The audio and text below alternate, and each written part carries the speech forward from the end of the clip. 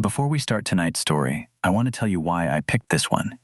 Every so often, a story comes to me about someone who spent years being told a piece of themselves was broken beyond repair, and about the one person, an outsider, a nobody by every measure society uses, who simply looked closer than everyone else had bothered to.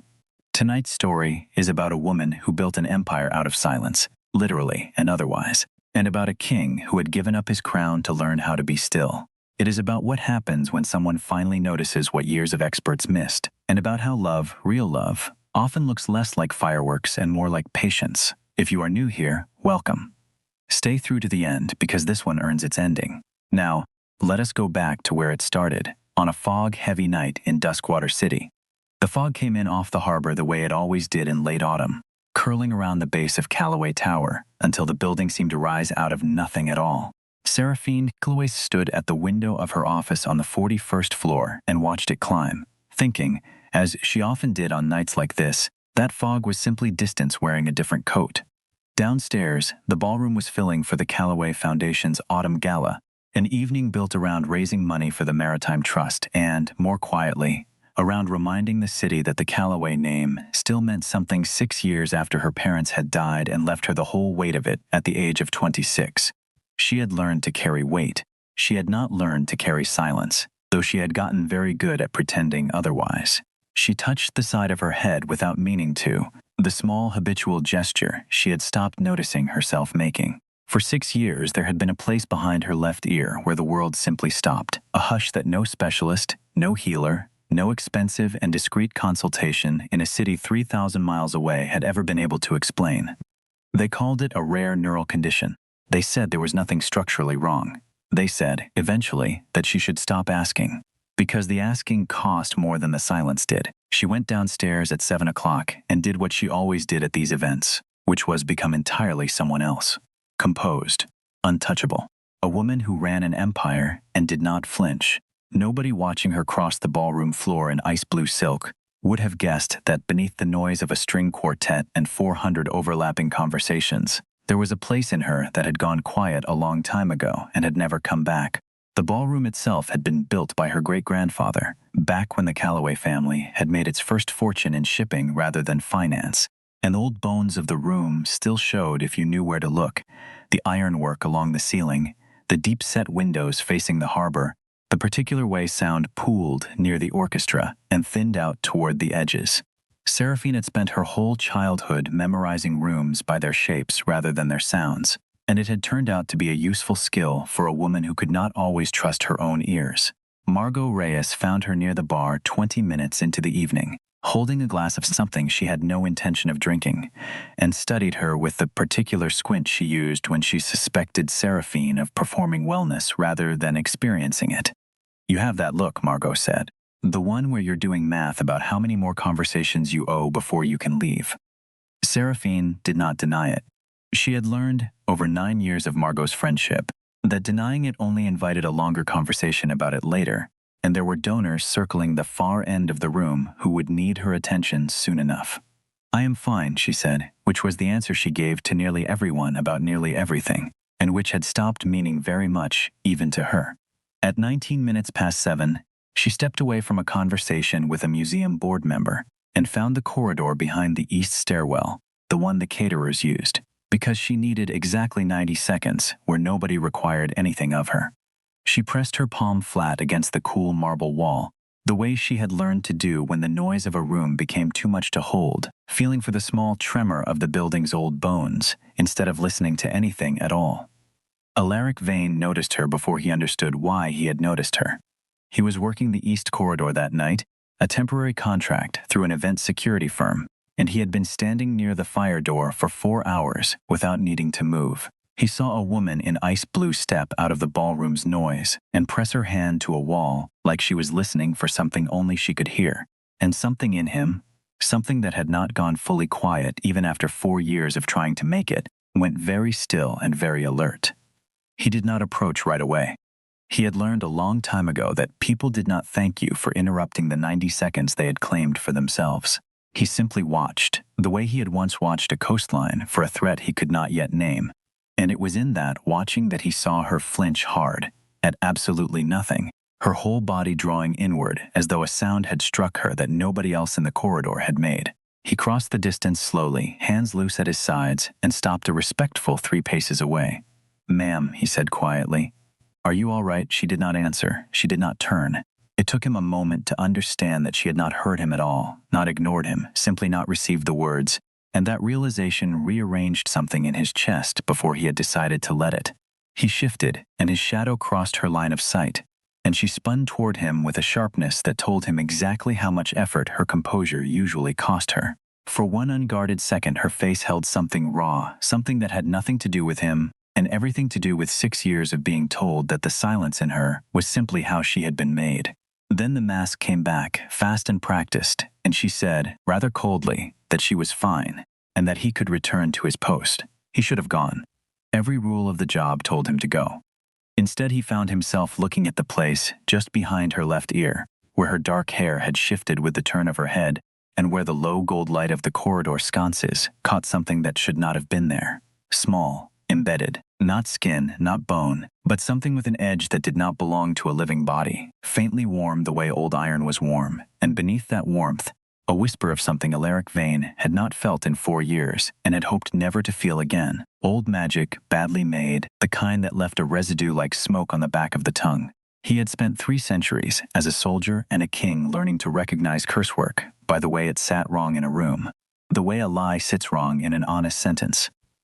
What was lodged behind Seraphine Calloway's ear had been placed there deliberately, and it had been placed there to make certain nobody, not the finest specialist money could summon, ever found it. For a moment he considered simply walking away, the way every instinct he had cultivated over 4 years of careful mortal living told him to. He had a rule, one he had made for himself the week he left the court and had broken only twice since, that he would not draw attention to what he could sense that others could not. Because attention was the one thing an exiled king could least afford.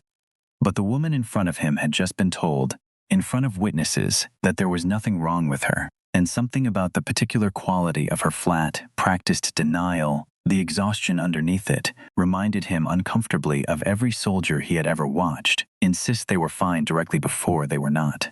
He thought, briefly and with some irritation at himself, that Cassius was going to have opinions about this. Cassius always had opinions about the moments when Alaric's carefully constructed anonymity came apart, usually at the exact instant it was least convenient. He decided he did not particularly care, not tonight, and stepped closer. He asked her, carefully, whether he could look more closely, framing it as a request rather than an alarm, and something about his stillness must have reached her, because she allowed it, though her shoulders stayed rigid the entire time.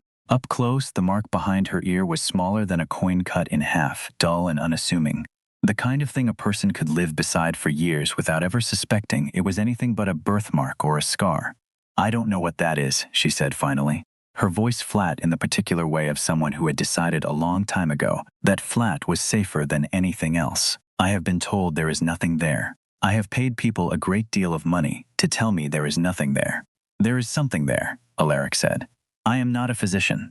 I would not presume to tell you what it does, but I have seen work like this before, and it was never installed to heal anyone." Around them, the gala continued exactly as it had all evening, string quartet unbroken, waitstaff moving between clusters of donors with trays of champagne, none of it pausing for the quiet, strange thing happening in the corridor behind the east stairwell. Seraphine was acutely aware of how it must have looked. A temporary security contractor crouched close to her, speaking in low, urgent tones about something embedded in her skull that 12 specialists had never found, and she understood, even as some instinct told her to trust him, that trusting him made no sense by any of the metrics she usually relied on. Her security detail arrived a moment later, drawn by the sight of a temporary contractor standing too close to their employer, and for a few tense minutes Alaric found himself explaining himself to a broad-shouldered woman named Priya Okonkwo, who had clearly decided he was either delusional or dangerous, and had not yet ruled out either option. It was Seraphine herself who held up one hand and silenced the questioning, the same gesture, he would learn later, that she used in board meetings when she had heard enough. "Bring him upstairs," she said, "and find Dr. Wren if she is still in the building." Cassius arrived not long after, summoned by a brief message from Alaric that had said only that he needed a second set of eyes and a great deal of discretion. and he took one look at the small mark behind Seraphine's ear before his easy expression sobered considerably. He and Alaric exchanged a glance that carried an entire conversation neither of them spoke aloud, the particular shorthand of two people who had survived enough dangerous nights together to no longer need full sentences between them. Eleanor Wren was 70 years old, retired from formal practice for a decade, and attending the gala as a donor rather than a physician, but she carried a small case of instruments out of long habit, the way some people never stopped carrying a spare key to a house they no longer lived in.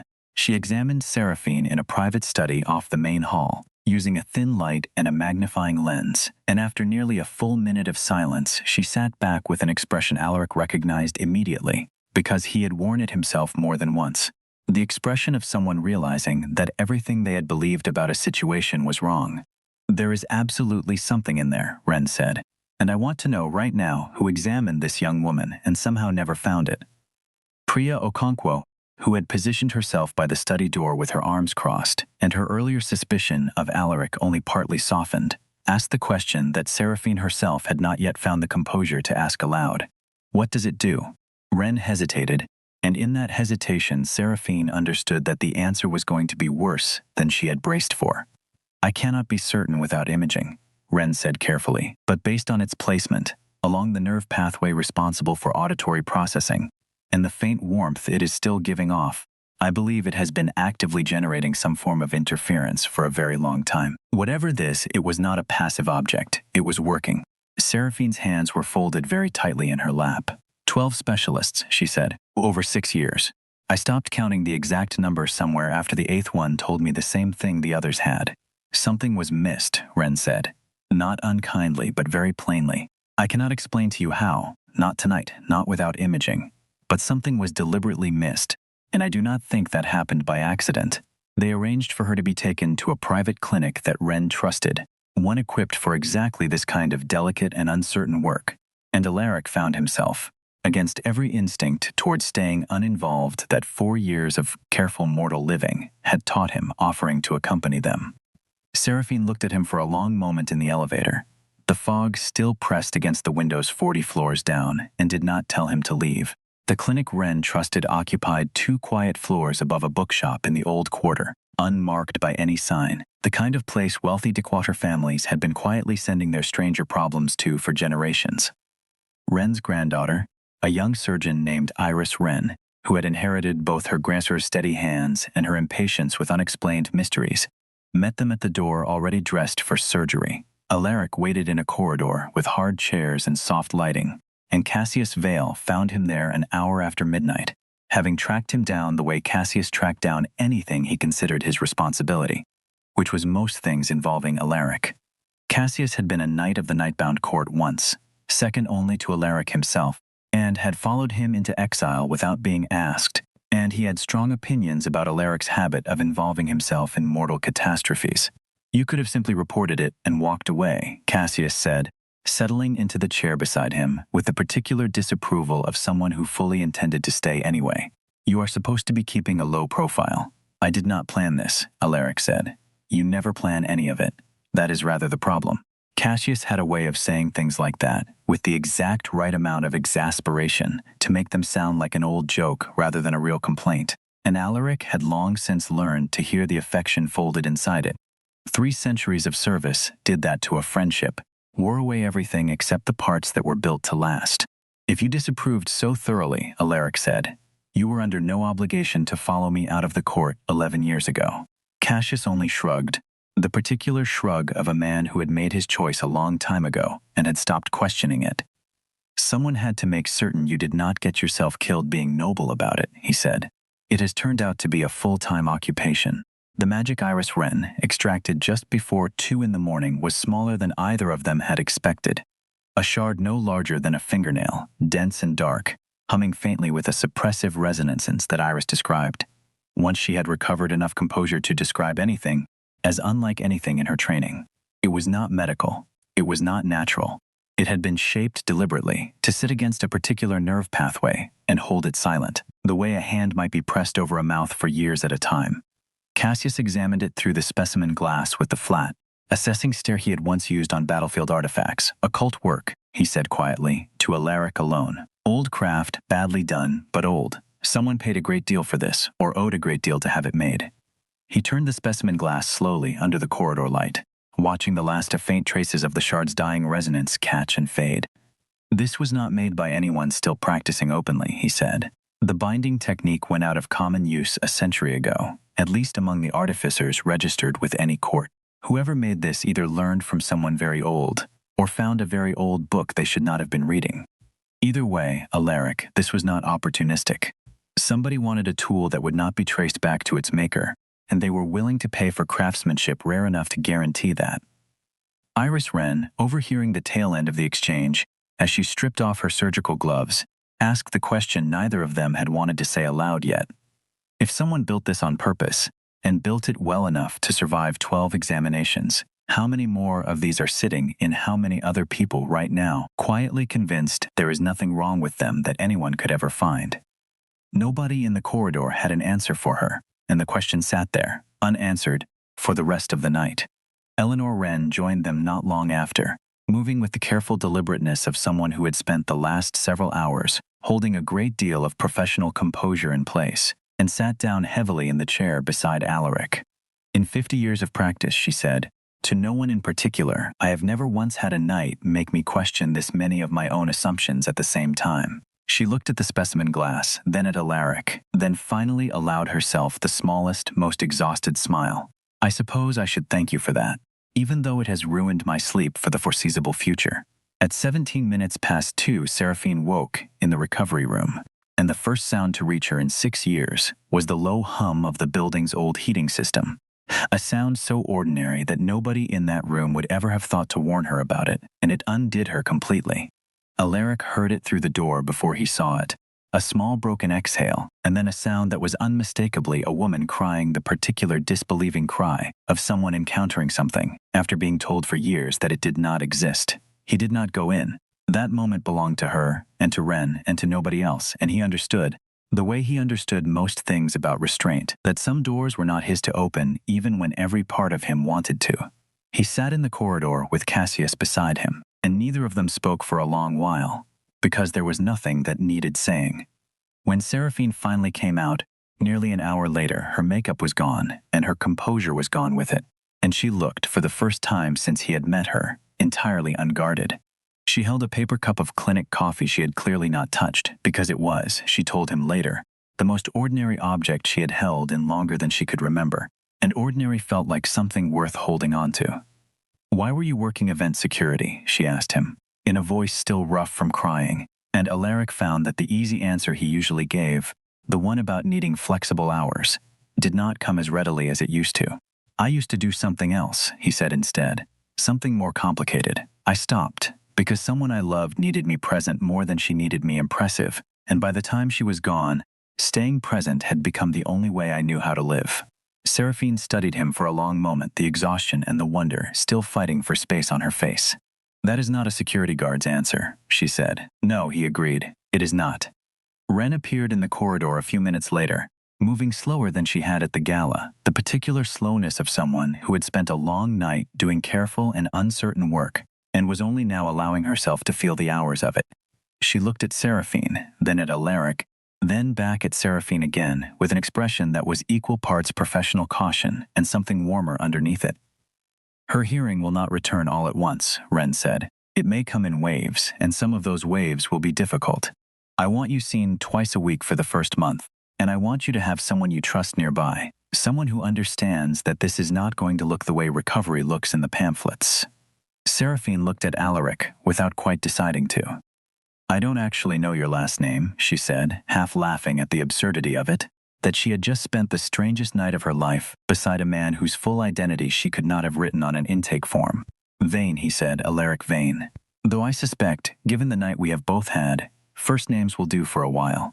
Iris Wren, cleaning her instruments across the room, listened to the exchange without appearing to, the particular skill of someone who had learned early in her career that patients said their truest things when they believed nobody important was paying attention. She would tell her grandmother later that night, once they were alone, that something about the quiet man in the corridor did not add up in the way that ordinary people added up, and Eleanor, who had lived considerably longer and noticed considerably more than she generally let on, only said that some things were not meant to add up right away, and that patience usually revealed more than suspicion did. He did not tell her the rest that night, that the someone he had loved had been his queen, that the court he had walked away from still technically waited for a king who refused to return, that the reason he could feel occult work the way other people felt a change in weather was because he had once worn a crown built from older and darker magic than the shard they had just pulled out of her skull. Some truths needed to be earned before they could be told, and he understood, watching her hold a cup of bad coffee, like it was the first solid thing in a very long time, that this was not yet the night to spend that particular currency. The weeks that followed were not the clean unfolding Seraphine might have imagined, if she had ever allowed herself to imagine this at all. Sound, she discovered, was not simply restored like a switch thrown back to its original position. It arrived in fragments, unfamiliar and frequently overwhelming, and her mind had no reference library built up over a lifetime to help her sort a passing car from a slammed door from the low mechanical breathing of the tower's elevators at 3 in the morning. Margot Reyes, who had been Seraphine's chief of staff for 9 years and her closest friend for almost as long, moved into the guest suite of the penthouse for the first 10 days without being asked, because she had known Seraphine since they were both 23 years old, sharing a cramped apartment above a laundromat, and she was not about to let her navigate this alone. Margot brought takeout containers, and a stubborn refusal to treat any of it as strange, which turned out to be exactly what Seraphine needed most.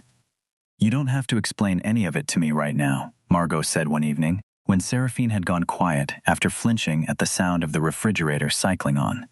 "I just need you to keep telling me when something is too much, so I can turn it down or turn it off or throw it out the window if it comes to that." There were nights that first month when the ordinary sounds of the penthouse became more than Seraphine could hold. The tick of the heating pipes, the distant groan of the elevator cable 3 floors below, the particular hum the refrigerator made every time its compressor cycled on, and she would find herself sitting on the floor of her bedroom with her back against the wall, hands pressed flat to the carpet, doing exactly what she had once done in a service corridor at her own gala, searching for something steady to hold on to. Margot learned to recognize the signs before Seraphine said a word, and would simply appear, wordlessly, and sit on the floor beside her until the worst of it passed. There was a particular evening during the second week when a thunderstorm rolled in off the harbor, and the sound of it, the low continuous roll of thunder, layered under sheets of rain against glass, sent Seraphine to her knees in the middle of the living room, overwhelmed not by fear exactly, but by the sheer unfamiliar size of it. 6 years of silence trying to make room all at once for a sound that big. Margot turned off every light in the apartment and sat with her in the dark until the storm passed, saying nothing, because she had learned by then that silence from her was a different thing entirely than silence from the world, and that Seraphine could tell the difference. It was Margot who first noticed that Seraphine had started reacting to things before they happened, small and strange, a full second before a door opened or a phone began to ring, as though some part of her were reading the world through a channel that had nothing to do with ordinary hearing at all. Neither of them had a name for it yet. Alaric, when Seraphine finally described it to him over coffee at the little shop below Calloway Tower, went very quiet in a way she was beginning to recognize as him deciding how much to say. "That is not uncommon," he said carefully, "for someone whose senses have been suppressed a long time and then released all at once. Sometimes what comes back is not only what was taken." She wanted to ask him what he meant. She did not yet, because some instinct told her the answer would change everything. She thought she understood about the quiet, careful man across the table from her, and she was not ready for another rearrangement so soon after the last one. There were smaller victories too, ones that took longer to notice because they arrived so quietly. The first time Seraphine successfully identified a sound before Margot named it for her, the low mechanical click of the coffee machine starting its cycle, she felt a satisfaction so disproportionate to the moment that she laughed out loud, startling herself with the unfamiliar shape of her own laughter arriving alongside the sound rather than in spite of it. Margot did not comment on it, only smiled into her mug and let the moment be exactly as large as it needed to be. Meanwhile, at Seraphine's direction, the private investigation firm that Calloway Holdings retained for matters requiring discretion had begun tracing the origin of the shard. The lead investigator, a patient and thorough woman named Odalys Marsh had spent a career finding the things wealthy families paid handsomely to keep buried, and she approached the shard the way she approached everything, by refusing to accept the first explanation that presented itself. She sent the object itself, once Wren had finished her own examination, to a metallurgist she trusted who specialized in antique and unregistered craftsmanship, and she began working backward through 9 years of Calloway household staffing records, with the patience of someone who understood that the truth was usually hiding in the paperwork nobody thought to reread. It took her the better part of 3 weeks to build a timeline that made sense, cross-referencing dates of hire against dates of departure, against the exact week Seraphine's first unexplained symptoms had appeared. And when the pattern finally resolved into a single name, Odalys called ahead before delivering the folder in person, because she had learned over the years that news of this particular shape deserved to be handed over face-to-face rather than left in an inbox. She returned 3 weeks later with a folder that Seraphine read alone, twice, with the door locked, before she picked up the phone. The shard's craftsmanship matched a signature Odalys had seen twice before in unrelated cases, both involving grieving heirs of considerable wealth. In Seraphine's case, the trail led to a woman named Marguerite Voss, who had served as a companion and household aide to Seraphine during the 18 months following her parents' deaths, back when Seraphine had been 26 years old and drowning in grief and the sudden crushing weight of an inheritance she had never asked to carry.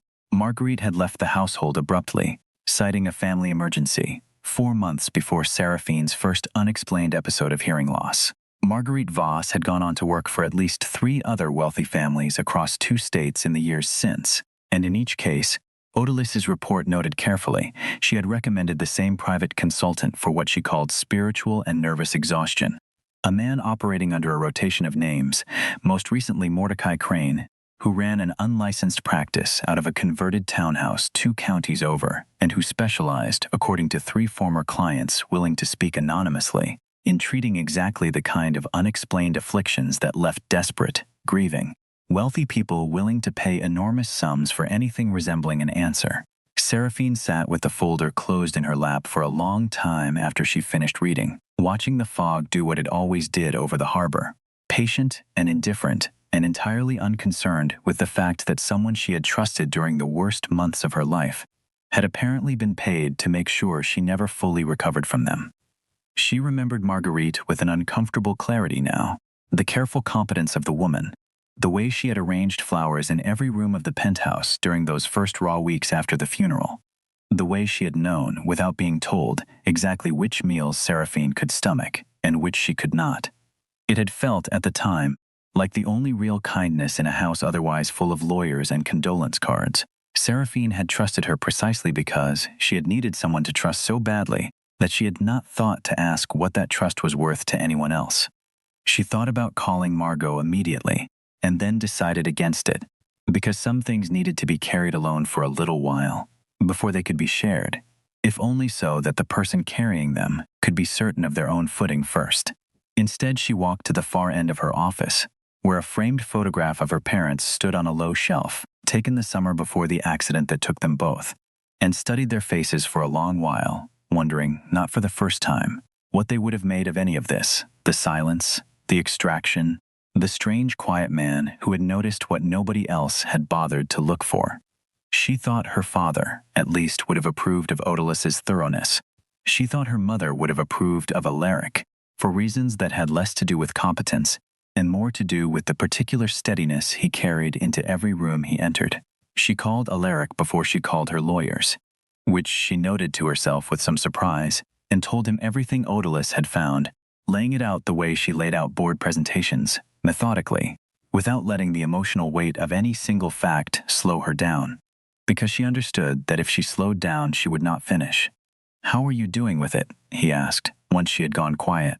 "Not what are you going to do about it? Not is Marguerite going to face consequences? How are you specifically doing with the fact that someone made a project out of your grief?"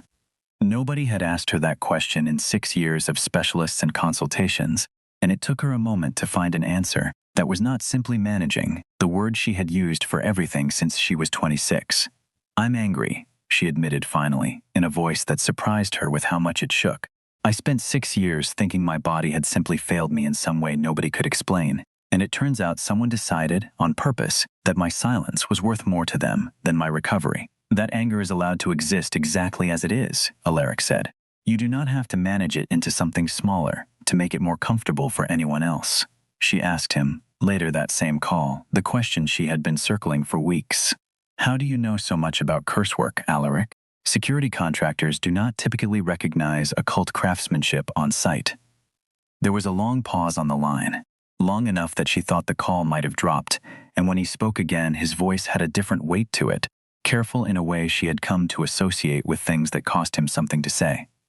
I am not entirely what I have let you believe I am, he said. I would rather tell you that in person if you are willing. It is not a short conversation, and it deserves more than a phone line between us. He told her 2 nights later, in the quiet of her penthouse study, with the fog pressed against the windows and Margot conveniently absent on an errand that Seraphine suspected had been arranged in advance. He told her about the Nightbound Court, an old and hidden order that had existed alongside the mortal world of Duskwater City, for longer than the city itself had a name, about the crown he had worn for nearly 2 centuries, about a war 11 years earlier that had cost him his queen and most of his honor guard, and, in the aftermath, his willingness to keep wearing that crown at all. Her name was Isabeau, he said, and his voice changed shape around the name, in a way Seraphine had not heard from him before, careful and worn smooth, like a stone that had been turned over in someone's pocket for a very long time. She ruled beside me for nearly 2 centuries, and she was considerably better at it than I was, better at seeing the whole shape of a decision before it was made, rather than only the piece directly in front of her. When the war came, it did not come for the throne. It came for the border villages first, the places furthest from the court and easiest to overlook, and by the time I understood the scale of what was moving against us, I had already made the wrong choice about where to send our strongest guard. I walked away from the throne, he said, because I could not reconcile the weight of ruling with the failure of protecting the people closest to me. I told myself it was humility. Cassius still tells me, when he thinks I am not listening, that it was closer to cowardice dressed up in nicer language. Perhaps he is right. I have spent 4 years working ordinary jobs among mortals, trying to learn how to be useful in small, unremarkable ways, because the large, remarkable ways had cost me everything I loved. The border villages had names, he said quietly, names I made myself memorize afterward, because it seemed like the smallest thing I owed them for having failed to protect them in time. I still say them sometimes, when the guilt gets loud enough to need somewhere to go. Isabeau used to say that a good ruler carries the names of the people they have failed alongside the names of the people they have saved, in equal weight, so that neither list ever grows heavier than it should. I have tried to live by that since I lost her, though I will admit some days it is considerably easier than others. There is a particular kind of grief, he continued, that does not get smaller with time so much as it gets quieter, until you can carry it through an ordinary day without anyone noticing it is there at all. I have gotten very good at that particular kind of quiet. It is, I think, part of why I recognized yours so quickly. That first night in the corridor, I did not know yet what had caused it. I only knew the shape of it, because I have been wearing a version of it myself for a very long time. Cassius tells me I have spent 4 years mistaking penance for peace, he added, with something that was almost a laugh, though not quite. He is probably right about that too. He usually is, which is one of the more irritating features of a friendship that has now lasted 3 centuries. I did not come to the mortal world looking for anything beyond a place quiet enough to stop failing anyone else. I did not expect to find a reason to want more than that. Seraphine reached across the small distance between them, not quite touching him, testing the space the way she had learned to test every unfamiliar sound since the extraction, carefully, without assuming she understood it yet. And did you, she asked, find a reason to want more than that? He looked at her for a long moment before he answered, and when he did, his voice had none of its usual careful distance in it at all. I believe I did, he said. I am still deciding what to do with that. Take whatever time you need, she told him, and meant it. Though something in her chest had already decided, it did not want to wait very long at all. I am not going anywhere, she said it lightly, almost teasing, but they both understood, in the quiet that followed, that it was the truest thing either of them had said all evening. Seraphine sat with that for a long time, turning it over the way she turned over difficult board decisions, testing it for the places where it might crack under scrutiny and finding instead that it held. "You are telling me," she said slowly, "that the man who has spent the last month teaching me how to survive my own senses is a king who abdicated because he thought ruling had made him fail the people he was supposed to protect." "When you say it back to me," he said, "it sounds considerably more dramatic than it felt at the time. It sounds," she said, "like someone who has been punishing himself for 11 years for a war he did not start." He did not have an answer for that, and she did not push him for one, understanding instinctively that some wounds needed to be approached slowly, the same way her own recovery had to be approached slowly, one manageable sound at a time. "Do the Nightbound know you are here?" she asked instead. "Do they know where their king went?" "Some of them," he said. "Enough of them to make my situation more complicated than I would like, and considerably more dangerous than I have let you understand. Which is precisely why I did not tell you sooner, and precisely why I am telling you now, because you deserve to know exactly what walking beside me might eventually cost you." Seraphine considered this for a long moment, watching the fog press against the study windows, the way it had pressed against them the night this had all begun. "I have spent 6 years being told what my own body could and could not do by people with considerably less at stake in the answer than you have just laid out for me," she said finally. "I think I have earned the right to decide for myself what risks are worth taking. You do not get to make that decision on my behalf simply because you are frightened of what it might cost me." "That is," Alaric said, watching her with something that looked almost like relief, "exactly the kind of answer I should have expected from you, and precisely the reason I told you at all." The idea for the sanctuary had been forming in Seraphine's mind since the second week of her recovery, when she had realized how completely alone she would have been navigating this awakening without Alaric's patient, specific knowledge standing between her and total disorientation. She thought of the other families Odalis' investigation had uncovered, the ones who had also employed Marguerite Voss or her associates, and she thought of how many more there might be that no investigation had yet found. She brought a proposal to the Calloway Foundation Board in the second week of winter, asking for an allocation of $11 million to establish what she called the Duskwater Sanctuary, a discrete program to identify, support, and slowly reintegrate individuals whose senses had been suppressed or altered by exactly this kind of hidden interference, built around a methodology that Alaric had begun developing from his own centuries of experience managing exactly this sort of trauma. Desmond Ashgrove, who had sat on the Calloway board for 15 years and considered himself the Foundation's conscience, was the first to speak against it. "You are proposing," he said, "to build an entire clinical framework around the instincts of a man who was working temporary security less than 2 months ago. I think this board would be forgiven for questioning whether that is sound governance or a personal decision dressed up as one." "Both things can be true," Seraphine said, meeting his eyes without flinching. "The decision has a personal origin. It also has a sound basis, which Dr. Wren's written endorsement addresses at considerable length, and which you have had a full week to review. If you would like to argue the substance of the methodology, I am ready to have that conversation. If you would like to imply that my own experience disqualifies me from making this decision, I would like you to say that plainly, in front of the rest of this board." Ashgrove's jaw tightened, and for a moment the room held the particular silence of a boardroom, watching two people decide whether to escalate a disagreement past the point of easy recovery. "I am simply asking the questions that shareholders would ask," he said finally, choosing the more careful path. "That is a reasonable request," Seraphine said, "and I intend to answer every one of them in detail at the appropriate time. What I will not accept is a request dressed in the language of governance that exists primarily to slow down a program that is already saving people other institutions gave up on." He did not say it plainly. Instead, 3 days later, he filed a formal request for an independent review of Alaric's qualifications, framed carefully in the neutral language of governance procedure, timed precisely so that Seraphine would have minimal opportunity to prepare a response before the next meeting. Not every board member agreed with him.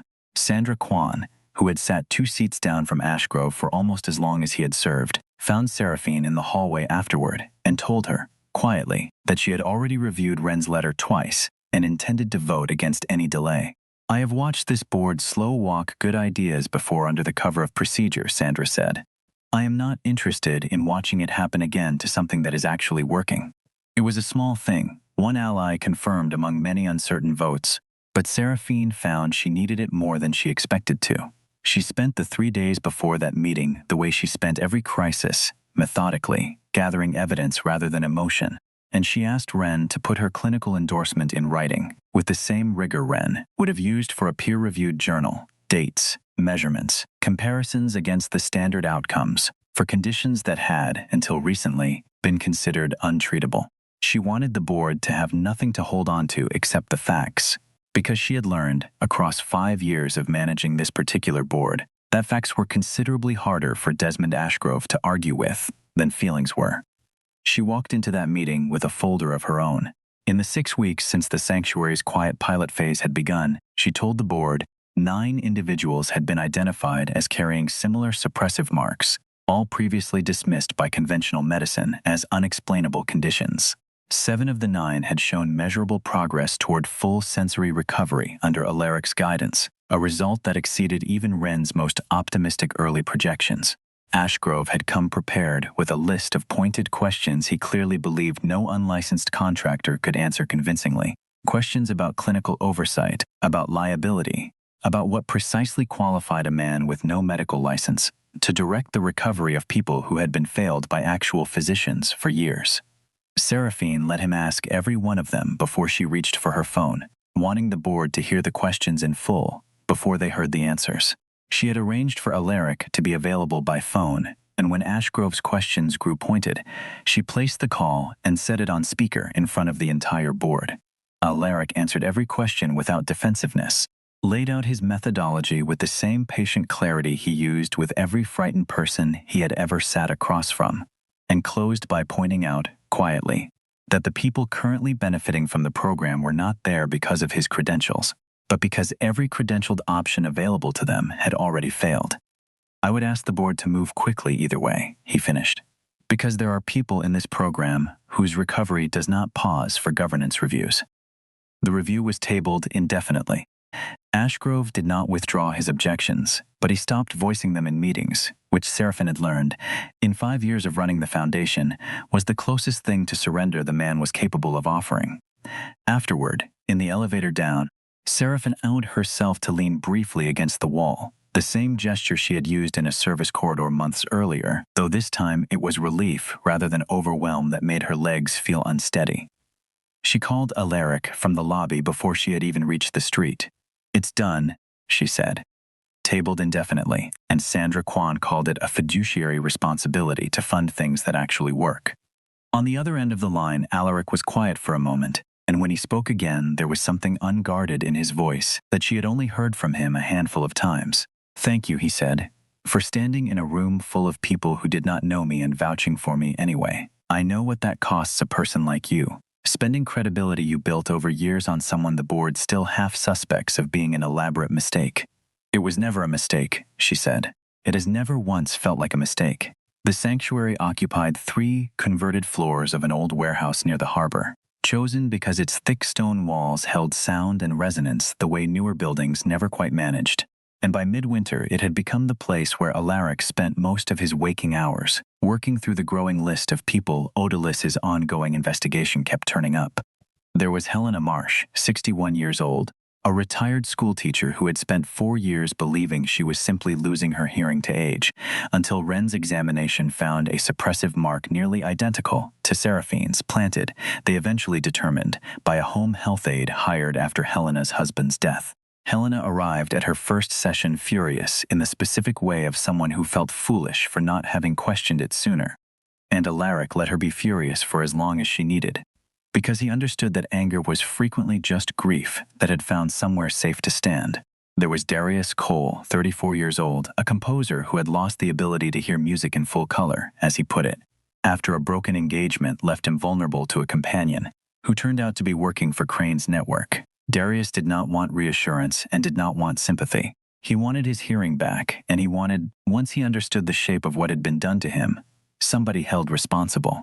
There was also Walter Osie's neighbor, a retired librarian named Adeze Foster, 73 years old, who had lived so long with her particular silence that she had built an entire second life around it, learning to read rooms through posture and light and the small tells of human faces, and who arrived at the sanctuary less angry than curious, wanting to understand the mechanism of what had happened to her, the way she had once wanted to understand the structure of every book she cataloged.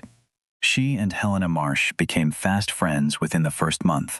Two women in their 60s and 70s comparing notes on decades of specialists who had told them, with great confidence, that nothing could be done.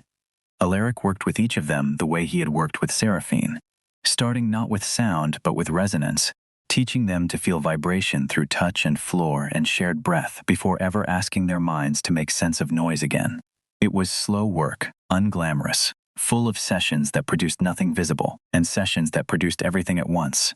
And Seraphine, who had begun spending her evenings at the sanctuary rather than in her office, found that watching him do this work steadily dismantled whatever remained of her instinct to evaluate people purely by their credentials.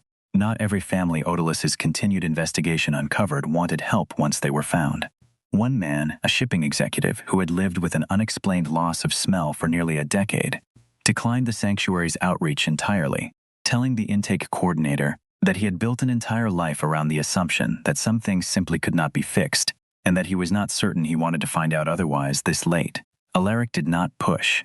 He understood, better than most, that not everyone was ready to reopen a door they had spent years learning to live beside, and that readiness could not be manufactured on anyone else's timeline. Some evenings the work went nowhere at all. Darius stormed out of a session in the third week, furious that his progress had stalled after 2 promising weeks, and Alaric let him go without chasing him, understanding that some frustration needed room to burn itself out before it could be useful again.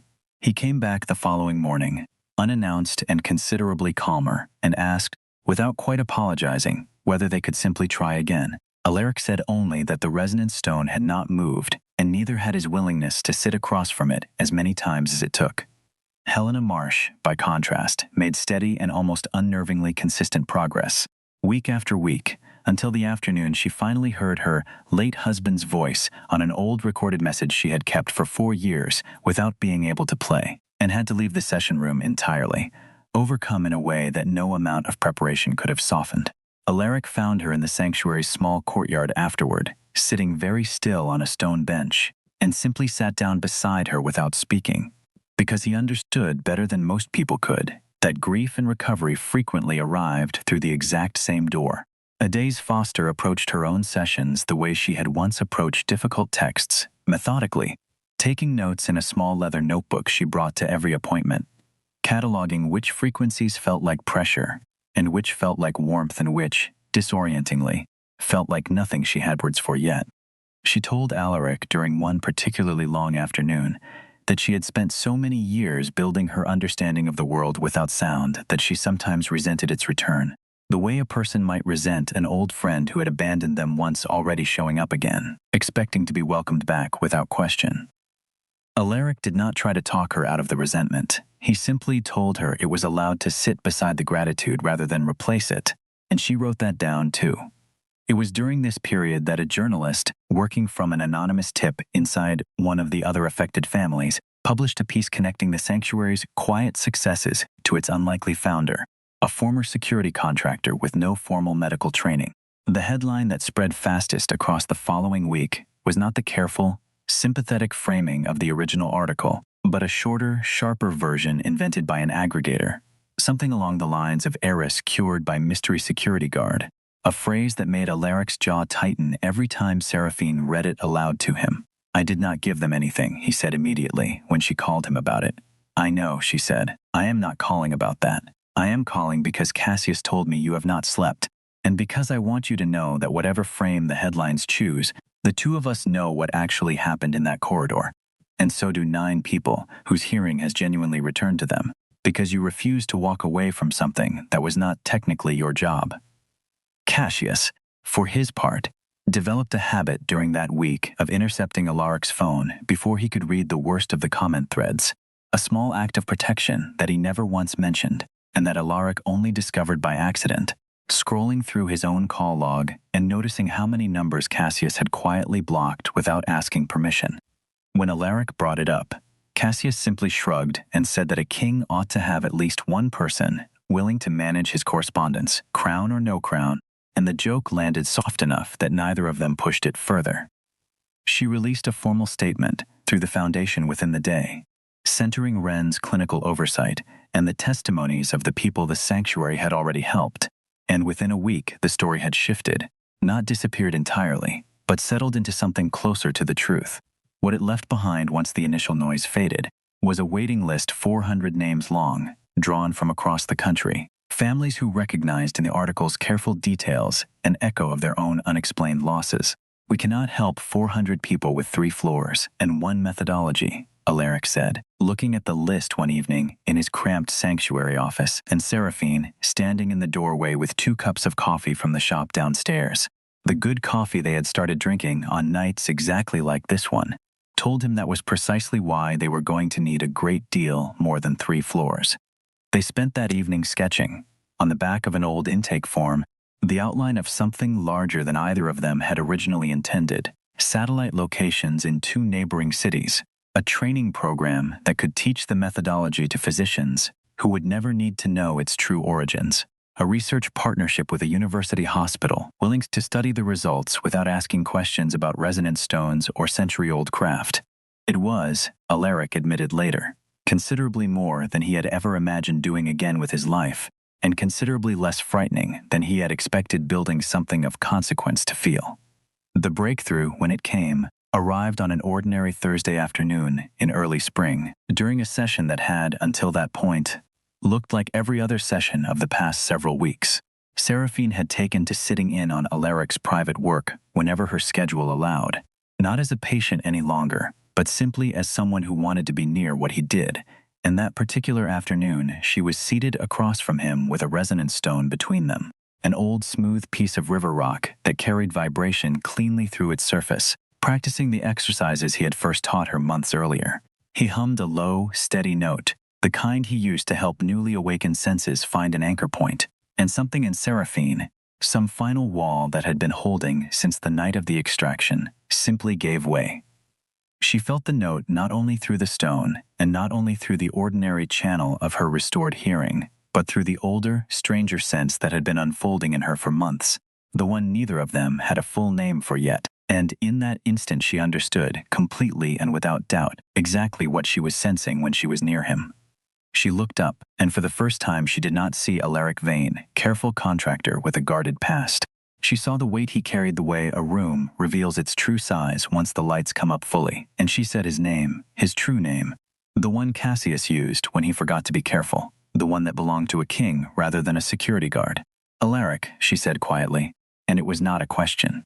He went very still. It had been 11 years, he told her later, since anyone outside the small handful of people who had followed him into exile had spoken that name to him and meant it the way she had just meant it. Not as an accusation and not as a demand, but as recognition, as though she had simply finally heard him completely for the first time. "I see you," she said, echoing without realizing it the exact plain honesty he had offered her in a corridor months earlier. "All of it. The crown you walked away from and the reasons you walked away from it, and the 4 years you spent trying to be small enough not to matter. I see all of it, and I am still here." He reached across the small distance between them and touched her face, careful in the way he was careful with everything that mattered to him, and told her that Isabeau would have liked her, which was, she understood immediately, the largest thing he knew how to offer anyone. "It is not that I have stopped grieving her," he said. "It is that grief, it turns out, was never meant to be the only room a person lives in for the rest of their life. I did not know how to leave that room until you kept knocking on the door of it, patiently, for months, without ever once demanding that I open it before I was ready." She did not have an answer equal to that, so she simply stayed where she was, her hand over his, the resonance stone still warm between them on the table, and let the silence between them be the kind that needed no filling at all. 2 weeks later, the legal resolution to Marguerite Voss and Mordecai Crane's scheme concluded with a settlement. Seraphine's attorneys negotiated quietly, the terms sealed but the underlying finding unsealed and permanent, a matter of public record confirming that a coordinated fraud had caused documented harm across at least 6 wealthy families over 9 years. Marguerite Voss, when confronted through her attorneys, offered no defense beyond the claim that she had believed Crane's procedures were legitimate, a claim that collapsed under the weight of internal correspondence Odalis' investigation had uncovered. Records showing Marguerite had been paid a substantial retainer specifically contingent on her securing access to grieving heirs during the exact window when their judgment was most compromised. Mordecai Crane, for his part, had already fled the state by the time investigators arrived at his converted townhouse. Though the state medical board's parallel inquiry ensured his name, and methods were now permanently on record, a warning to any future family that might otherwise have trusted him. 3 more families came forward once the investigation became public, each with a story that matched the pattern precisely: a trusted companion, a period of profound grief, and a mark nobody thought to look for until somebody who already understood how to look finally did. Seraphine did not attend the settlement signing. She spent that morning at the sanctuary instead, sitting in on an intake session for a new arrival, a retired harbor pilot named Walter Osei, who pressed his whole palm against the resonant stone the moment he touched it, instinctively maximizing the contact the way every person who came through those doors eventually learned to do. And she thought, watching him, about how much of what looked like talent was simply desperation, finally given the right conditions and enough patience to work with. The sanctuary's public dedication took place on a clear evening in late spring, in a renovated hall 3 blocks from the harbor, filled with the families of everyone the program had helped in its first year. 42 individuals in total, gathered at long tables beneath windows that had finally, after months of Alaric's careful attention to acoustics, been fitted with glass that let in light without letting in the kind of overwhelming ambient noise that could undo months of careful progress in a single evening. Seraphine stood near the entrance for the first hour, greeting each family personally, listening to the things people said when they were finally given space to say them without a clock running. A woman named Colette, who had driven 6 hours with her elderly father, told her that before the sanctuary she had started to believe she was failing him, that she had run out of things to try and did not know how to explain to him why she kept bringing him to new specialists who always found nothing. Seraphine did not tell her she understood, because the particular shape of another person's grief was not something to claim from the outside. She said only that he was in the right place now, and meant it plainly.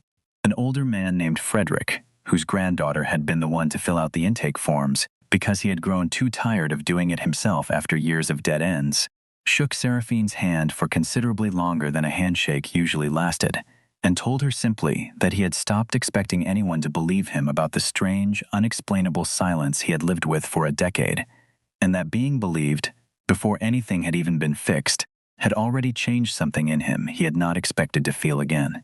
Across the hall, Alaric was crouched near a table, talking with Darius, whose fury from those first sessions had softened, over months, into something steadier, not gone, but transformed into the kind of intensity that fueled rather than consumed.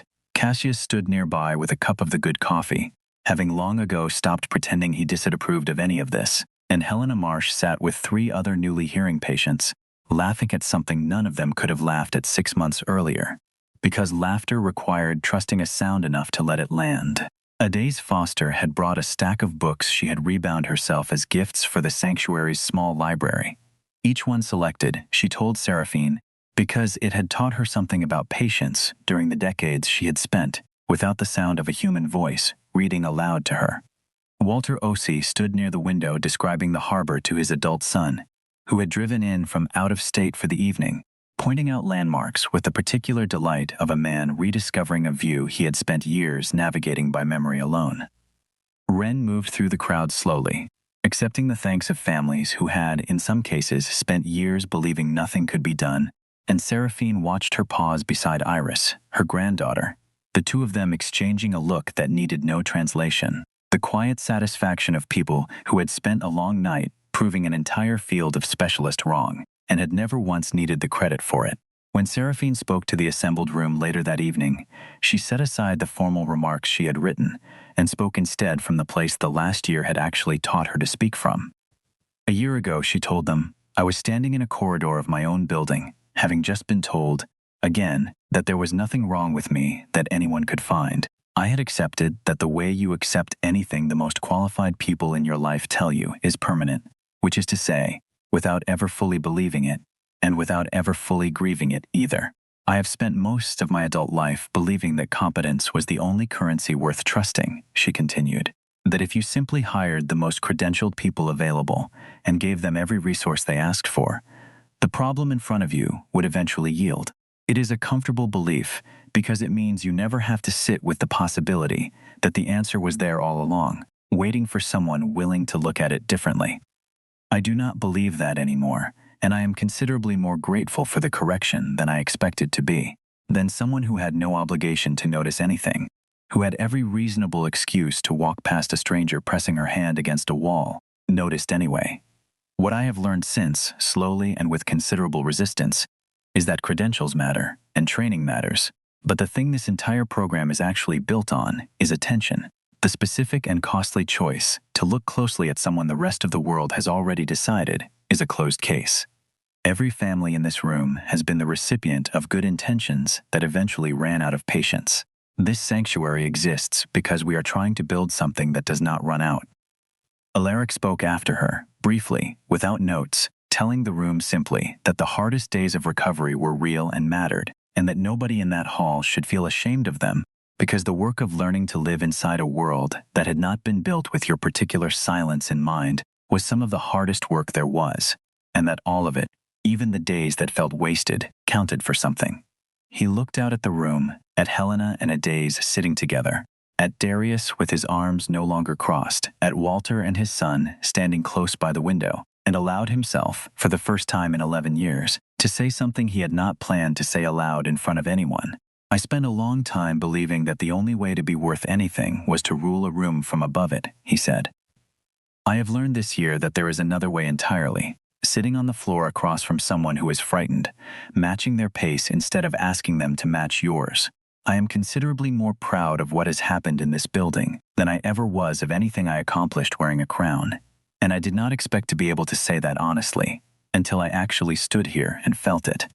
Margot found Seraphine near the end of the evening, both of them tired in the particular satisfied way that came only after work that mattered had gone well, and studied her for a long moment with the same squint she had used at the gala a year earlier. You look different than you did that night, Margot said. Not just happier. Steadier, like you finally stopped bracing for something. Seraphine considered that, watching Alaric across the room, and found she could not disagree with any of it. They left the dedication near midnight, walking the 3 blocks back toward the harbor rather than calling a car, because the fog had lifted for once and the stars were visible over Duskwater City in a way they rarely were. Seraphine reached for his hand without deciding to, the way she had stopped deciding most things about him months ago, and simply started doing them, and he laced his fingers through hers. Pale against her own, the two of them walking slowly past the old brick buildings that had stood over this harbor for longer than either of them had been alive. 42 families tonight, she said. 400 still waiting. We will get to them, he said, and there will be more after those. And we will get to them too. That is what this is now. We, she repeated, testing the word the way she tested every important thing before she let herself believe it. We, he confirmed. They walked the rest of the way without speaking, the harbor quiet beneath a sky finally clear enough to hold stars, and somewhere behind them, in a warehouse 3 floors tall with acoustics Alaric had spent months perfecting, 42 families were still gathered, laughing and talking and trusting sound the way people trust something only after they have learned, the hard way, not to take it for granted. There is a particular kind of attention that the world does not reward very often, and most of us spend our lives learning, slowly and sometimes painfully, that it is worth offering anyway. It rarely announces itself. It does not usually look like heroism, and it almost never feels, from the inside, like anything more than simply choosing to stay in a room a little longer than you had to look a little closer than the situation required, to ask a second question after the first one has already been answered to everyone else's satisfaction. Most of the people who taught me the most about this in my own life were not the ones with the loudest credentials or the grandest titles. They were the ones who noticed the small thing nobody else had bothered to look for, and who then, having noticed it, did not walk away. I think about this often now, watching my own parents grow older, watching friends navigate illnesses and losses that the rest of the world moves past far too quickly, expecting recovery on a schedule that has nothing to do with how healing actually happens. I think about how easy it is to mistake someone's silence for acceptance, when it is very often simply exhaustion, the particular exhaustion of having asked for help too many times and been told, too many times, that there is nothing left to find. I think about how much courage it takes to keep asking anyway, and how much it can mean when somebody else finally decides your question is worth taking seriously. If there is a single thing worth carrying out of a story like this one, I think it is this. You do not have to hold a crown or a title or a medical degree to change the entire shape of someone's life. You only have to be willing to notice what everyone else has already decided is not there, and then, having noticed it, to stay long enough to do something about it. That is not a small thing. It might, in the end, be the largest thing any of us are capable of offering one another. Pay attention to the people around you who have gone quiet. Sometimes quiet is not the same as fine. Sometimes it is simply a person waiting, patiently and without much hope left, for somebody to finally look closely enough to notice.